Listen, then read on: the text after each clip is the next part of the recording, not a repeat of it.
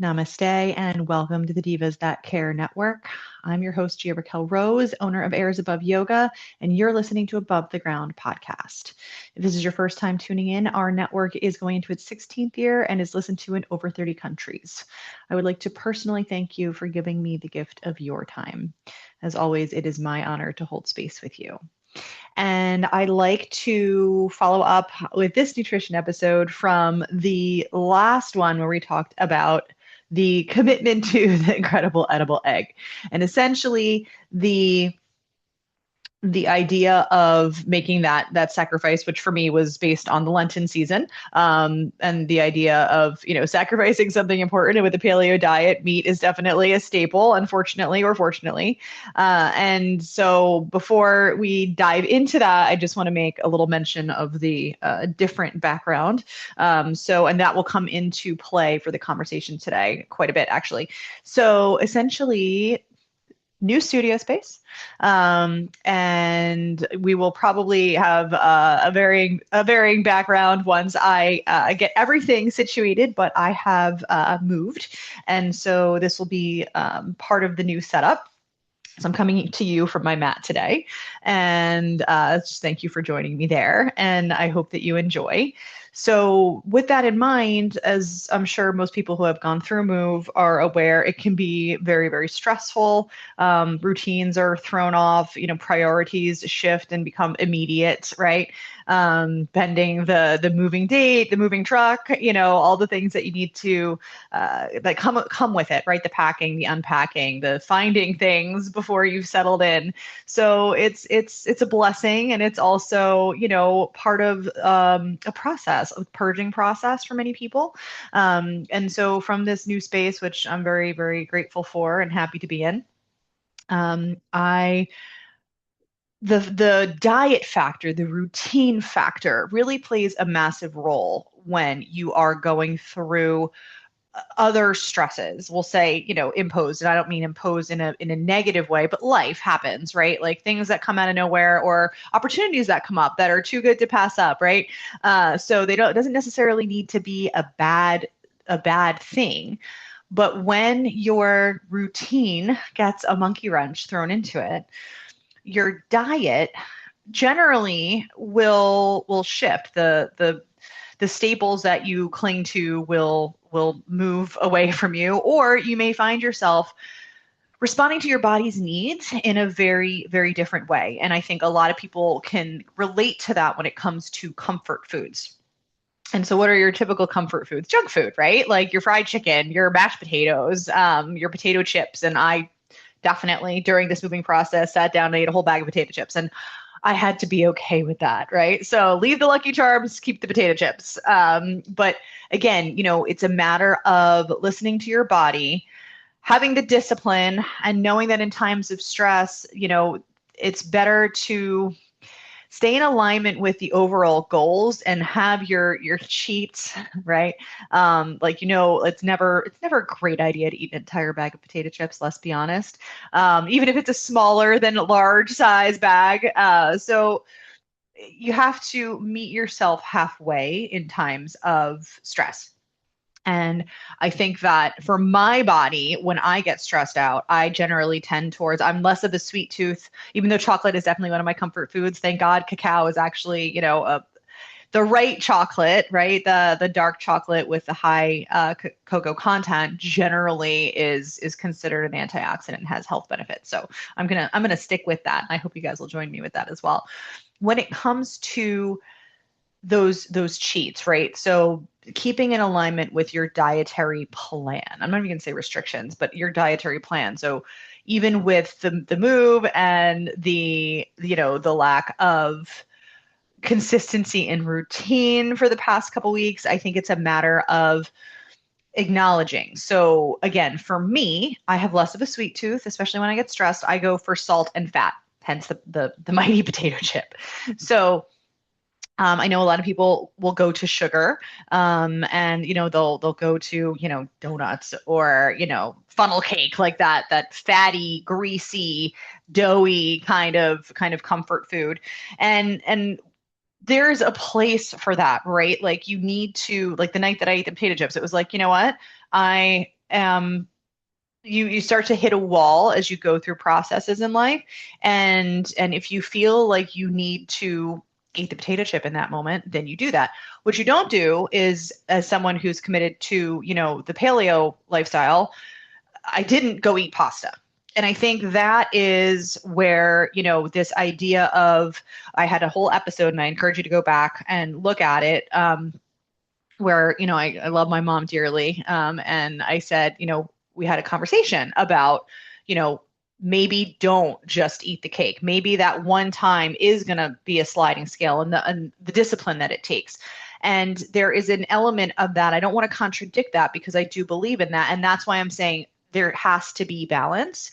So if you're going to have that moment of submission, or that moment of giving into, the temptation, if you will, try to keep it in alignment with the higher overall trajectory of your goals.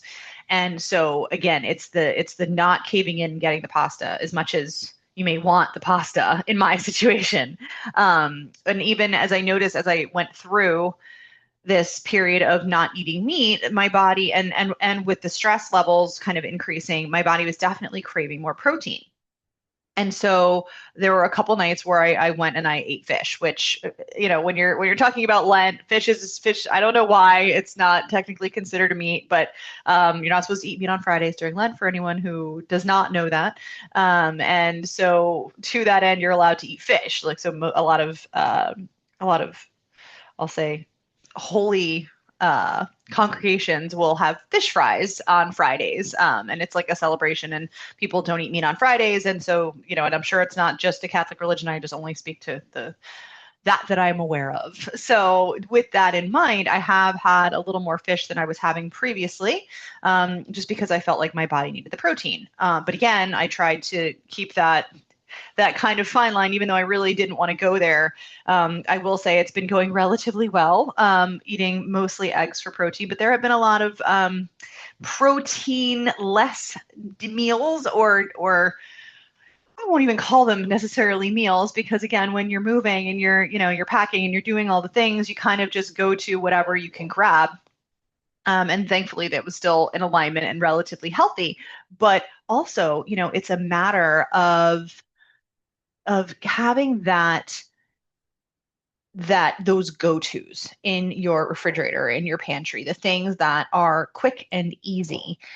For me, a lot of times it's a nice guacamole and grain-free chips if I know that I'm just not going to be able to. And there you go with your salt and your carbs and your fat. So it's not the healthiest, but again, at least it is a healthy fat from the avocados. At least it is, a grain-free chip and not a Tostito. And no shade on Tostitos. They are delicious for people who can and enjoy corn.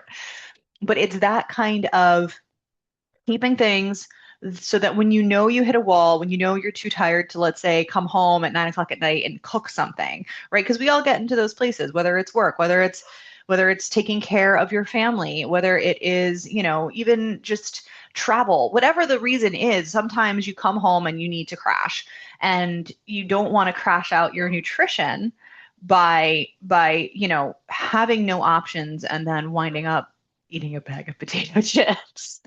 So, to that end, have different options that are easy and quick to go to for you in times of stress. And at that life, it's nice to be able, when you start to modify and make dietary changes, or you start to recognize what foods serve your body and what foods don't serve your body, to start to, let's say, streamline your shopping list and get it to a place where you have some of the same or varying, similar things that come together for you during the week when you go to your refrigerator, or when you go to your stove and you're getting ready to make something.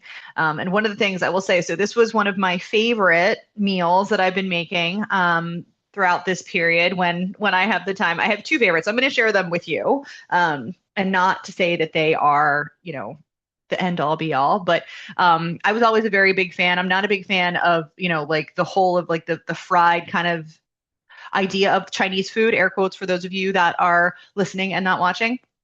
It's just never been like a top choice of mine. But what I do love is fried rice. And obviously, on the paleo lifestyle, you can't have fried rice. So what has been a big staple for me that I have been really, really enjoying, and even when I did order it, it was always like protein less and it would just be extra eggs because I just love the eggs in it. So now I've been making a cauliflower rice with, peas and carrots and some chopped shallot and cauliflower rice and a bunch of eggs. And sometimes I'll even add egg whites for a little bit of extra protein in there. And it's quick and it's easy. And I use avocado oil, and you can use, whatever oil you like. And I use a lot of coconut aminos, which is a paleo, and also I will say healthier alternative than the soy sauce for those of you who are not, or off. I'll say off the legumes or off soy in general, because I know that soy can be, and not only an inflammation trigger, but it has some links to cancer as well. So soy is something that I've stayed away from long before I went paleo. So that's one. So it's very, very good. It's super quick. It's super easy to make. It's delicious. It's filling, and it's all vegetables and protein at the end of the day with healthy fat and avocado oil. So there's one little go-to, easy, quick whip up. Even if you're tired, you can make that happen. The hardest thing to do is chop the shallot at the end of the day. And I buy the frozen organic peas and carrots and pre-riced cauliflower so that it is that much easier. And that's another thing that I'll say when it comes to times of stress in life, which no one gets out of here without them, right? Like they're part of life. Make it easy. Is it a little bit cheaper? Is it a little bit less processed to buy the head of cauliflower and chop it up? Absolutely. That being said, meet yourself where you are. And I will tell you, this is, and I will throw shade on myself for this, but I've seen myself throw away a completely whole cucumber that I never got around to chopping up. And it's bothersome to me because it's wasteful, right? And in addition to that, I know that if I go to the store and I buy the pre-cut cucumber and I sit and I have my guacamole, I'm gonna grab it and eat it over or with the cassava chips because it's there and it's done. Now, is it adding plastic waste because it's cut up and prepackaged? Yes, it is. So there's always going to be like a reason why not. But at the end of the day, when it comes to your health, and I'm not saying that you should always buy the prepackaged stuff, but I am saying at the end of the day, if it comes down to you walking into your house exhausted and you looking at a head of cauliflower in your refrigerator, thinking about rinsing it, chopping it, and going through that process and then cooking, and then you don't eat it and you grab the bag of potato chips instead, then give yourself a break and buy the frozen, right? It's okay, right? Like give yourself some grace with that. And I think that that's so important is to know yourself, know that the me I want to be has all the time in the world to cut up the cucumber, and the me that I am, in especially the past few weeks, needs the package of pre-cut cucumber, or she will eat the bag of cassava chips. And admitting that to yourself and knowing that about yourself and letting it be okay. And sometimes there are times where you not only do you cut the cucumber, but you peel the cucumber and you're very proud of yourself. And in those moments, take the win. And so I'm not telling you to always get the easy thing or the pre-done thing, but I am saying that especially in times of change or stress or shifts in your life, it's okay to buy frozen. It's okay. It's all right. And forgive yourself for that and let it be okay. If it gets you to that stove instead of the cutting board and you think you'll actually move through it because you're exhausted and you're tired and you're, run ragged, then just give yourself that grace, please, please, please, please. So the other thing that I will say I have found to be quite delicious, and so there's a caveat to this little fun recipe, and the caveat is there's an element, and I believe it's in Ayurveda, that suggests that eating eggs with fruit is actually counterproductive, or you could even say that it's not simply Ayurveda, but a lot of nutritionists will say that the way the body processes protein versus carbohydrates, such as a fruit, is different. So they always say protein in vegetables, fruit and vegetables, never protein in fruit, or never protein in carbs, which there goes the sandwich, which I know I've mentioned before in passing, but it's a little bit relevant here because I'm breaking that rule because it just tastes very delicious. So I have found, and I think I mentioned them the last time as we are playing catch up from the Eggs are the incredible edible egg and the giving up of meat for the month of Lent. And I found these awesome egg white wraps that are just a lifesaver because if you've been on the grain-free wrap wagon, there are many attempts at at wraps that are grain-free that hold together. Some attempts have some success and other attempts just fail somewhat miserably. And the wraps kind of crack and crumble and they're basically, they're wishful thinking wraps is what I will call them. And I will not name names or brands, but it's always been a struggle to kind of find that, obviously you can have a lovely corn tortilla, just like you can have a lovely corn tostito, but we're talking about grain-free, essentially, wraps as well. So coming from a grain-free place, the brand is Egg Life for anyone who's so inspired, and I think they have about 12 grams of protein per wrap, if you will. And so they're egg whites, so you're eliminating the cholesterol concern, right? I think the ones that I bought are like everything flavored. They have a little bit of like garlic onion tang to them. And they hold up significantly well to a fajita burrito style wrapping. So to that end, thinking about ways that I could dress it up a little bit because they're so, I don't even want to call them bland because they taste very, very good, but they're nondescript. I'm going to call them nondescript. You could take them in any manner of trajectories when it comes to what kind of flavor profile that you're thinking of. And so one of the ones that I found really delicious is, and for those of you who are vegan or vegetarian, I'm sure you're familiar with jackfruit. For those of you who are not, jackfruit is a fruit, but it has kind of like that seitan bready kind of stringy texture about it. And so it goes very, very well with savory dishes as like a meat substitute. Now, granted, it is not a protein substitute. It is just a flavorful, well, however you decide to flavor it. It doesn't hold a lot of flavor on its own, but it's a way to trick your body into thinking that you're getting meat. Now, again, it does not have the protein that meat has, but it is, a relatively healthy meat alternative.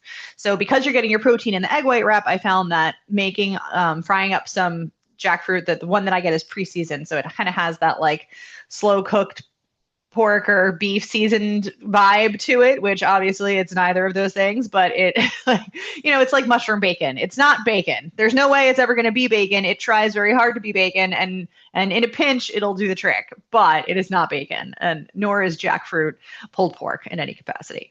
But taking the jackfruit, adding some cabbage slaw, or I even brought like broccoli slaw pre-done, adding some, I believe it's a Primal Kitchen queso. So again, it's a paleo style, queso dip. So no queso in sight, but it's got a really nice flavor to it. And wrapping all that up in a delicious Egg Life wrap.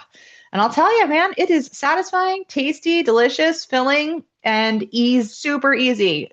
It takes about, I think, 8 minutes max to cook up the stir fry, and then you're just throwing it in a wrap. So when you come home again and you're exhausted and you're starving and you need that protein pack, which, you don't feel like chopping a cauliflower, then it's a really, really great little pulled together option for people. So you have to, when you start to play around with your diet, you have to get a little bit creative, and you have to be able to experiment and try new things, and add different flavor layers that you can to the foods that you generally eat, because that's how you're going to find things that resonate with you, and then you can start to increase your different meal plans for the week, or the dinners that that you like. And so you can come home and kind of look forward to eating, and knowing that it's not going to be this massive chore or this, like, oh, I just don't feel like it. Oh, I can't bring it, like the I can't be bothered kind of vibe, right? So making sure that whatever it is that you are going to eat, that it's something that inspires you to make it. That's something that you want, right? And even in a restricted diet or an eliminating diet, I had a conversation with a friend of mine where we talked about it being sustainable. And I've talked about keto in the past, and we were talking about that. And I didn't find keto sustainable for myself, but I know that people do. And And I feel as though paleo for me has always been relatively sustainable. And yes, it takes discipline, it takes effort. And, I've been to a couple restaurants recently where giving up meat in addition to all of that, it's like there's two things I can eat on the menu and I have to modify both of them and one of them's a salad, right? Like so I'm not saying it's not without, and you're going to be the annoying person at dinner. So just wrap your mind around that and come to terms and come to peace with it. But at the same time, you are your own advocate when it comes to your health and your well-being. And you have to be able to know what serves your body and what doesn't. So when we talk about, what serves eggs, my body doesn't have any negative response that I've ever experienced to eggs. They've been a great protein source. They've kept me going. My protein powder, which is a vegan protein powder, made mainly seed based. With I believe it's a legume, but there are some paleo acceptable floating legumes, e.g. peas and green beans. So I believe it is a pea protein base as well. But there are ways to get your needs met and to do so with some flavor and even some fun. So, but you have to want it, and you have to pay attention to your body, and you have to kind of get yourself to a place where you're able to not only realize what your body wants and needs, but also be able to get excited by coming up with different options that you actually enjoy eating. And it's a Pinterest hole, right? Like there are so many recipes, there are so many options. We are so blessed to live in, where I am in a first world, right? Quote unquote, again, just for the idea of that we have so many different options when we go to a grocery store. We're very blessed in that way. And so being able to, instead of taking that for granted, being able to be grateful for that and use that to your advantage for whatever it is that serves you, your body, and your family. That's going to be the dedication, the yoga, if you will, for your nutrition, right? That mindfulness, that practice of taking care of your body through understanding what it wants. And I do believe for me that in times of stress, my body does crave carbs and fat. And I will say that the paleo is going to be, it's a lower carb diet. It's not a no carb diet. It's a selective carb diet. So I know that for me, I do start to crave the carbohydrates when I get stressed. And so if I need them, I will eat the bag of potato chips and I will allow my body, and they're avocado oil, air quotes again, healthy potato chips, right? So making those choices to try to be mindful. If you're going to be bad, be good, bad, right? And just keeping that kind of eye on the horizon, if you will, keeping the rudder moving straight forward towards your ultimate goal. But if a wave pops up here and there, just kind of moving around it, but staying true to your course. And I think that is so important. And I want to talk a little bit more about the protein aspect of it, as we know protein is integral, especially for women, especially for as you age, once you're over 40. Shh.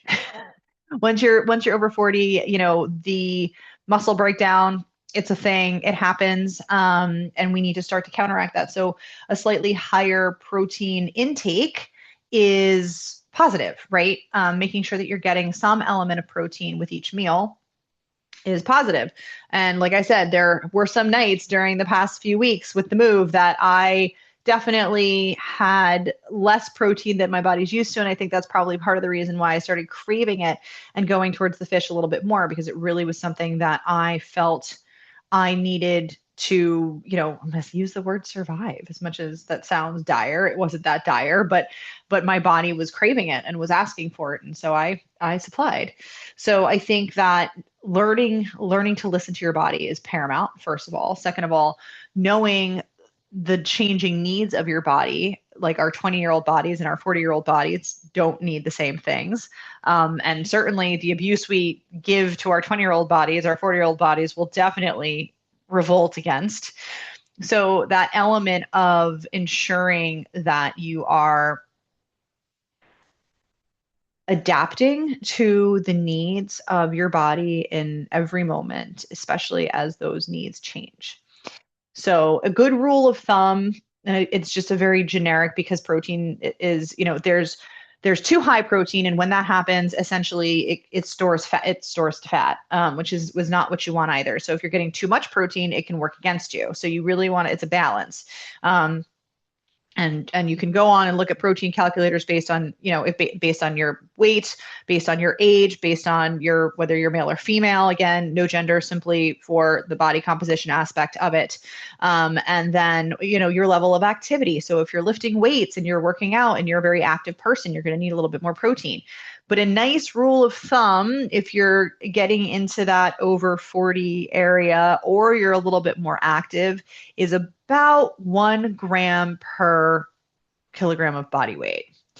So, and I don't like Google it, look it up yourself. But that's a nice way to kind of think about it. And then the high end of that is once you start to go towards 2 grams, then you're getting into probably a little bit of a troublesome area where you may wind up over proteining yourself if that's a thing. And in that way, you will wind up working against yourself and it will turn to fat on you, which is like the last thing that we want, right? So that's kind of the idea behind the protein intake, and to vary your proteins, right? So for me, it's the protein powder, and then it's eggs all day long, or a nice piece of fish at dinner. And we all know our protein sources are nuts, seeds, eggs, legumes for those who can consume legumes, fish, obviously. And then you have your animal proteins, like your lean animal proteins. But again, bear in mind that a lot of times there's a correlation between a lot of animal protein, especially, your red meats, right? Those heavier proteins that have a significant impact on the cholesterol as well. And too much protein not only turning to fat, but also can affect your kidneys. So there's that's why I don't like to get into the, requirements, air quotes again, for those of you that have special circumstances or have, issues with, your health in other ways, right? Everyone's health is different. We are all special snowflakes, and there is no right answer or no one size fits all way to go about diet nutrition. It is tailored specifically to you, what your body needs, and that changes over time.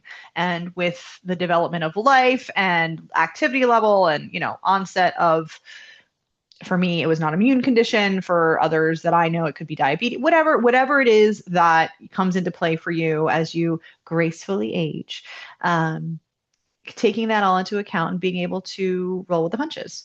And always, again, be mindful of keeping your eye on the horizon, keeping the rudder moving towards that goal, whether it's weight loss, whether it's, extra energy, whether it's, any goal that you have, just basic overall health, feeling good, right? Whatever the goal is for you, making sure that you are targeting your cheats and your surrenders to the potato chip in a way that doesn't throw the baby out with the bathwater, which in my case, for example, there was a delicious pasta dish on a menu that I saw recently, and it was my favorite as I am half Italian. It was a pappardelle, and my goodness gracious, did I just wanna eat the entirety, order and eat the entirety of that dish with the stress levels that I've had and loving being a pasta lover that I am. So I did not, and I got a delicious stuffed acorn squash instead, and it was lovely.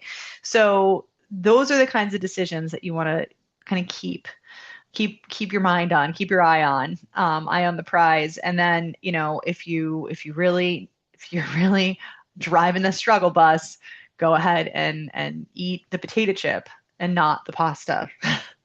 And again, that is a very me specific analogy, but I hope that you know what I mean when I say that, because it will be different for you. But there's a way to allow yourself to experience what your body needs and give yourself what your body needs, the salt, the fat, whatever it might be, and still do it in alignment with your overall goals and your overall health and well-being. And, don't maybe eat all the potato chips a couple nights in a row. That may not be your best choice either. So, with all of that in mind, I just want to tell you how much I appreciate each and every one of you for sharing your space with me and ask that you please feel free to share the same with your loved ones. For more goodness, follow me on all the socials at Above the Ground Podcast and visit my website, airsaboveyoga.com. As always, please don't forget to check out my other episodes and all of my amazing sisters at the Divas That Care Network. You can find us on Spotify, Odyssey, Apple, Amazon, iHeartRadio, or anywhere else that you might feel guided. Again, my name is Gia-Raquel Rose, owner of Airs Above Yoga, and you are listening to Above the Ground podcast, where every day is a good one.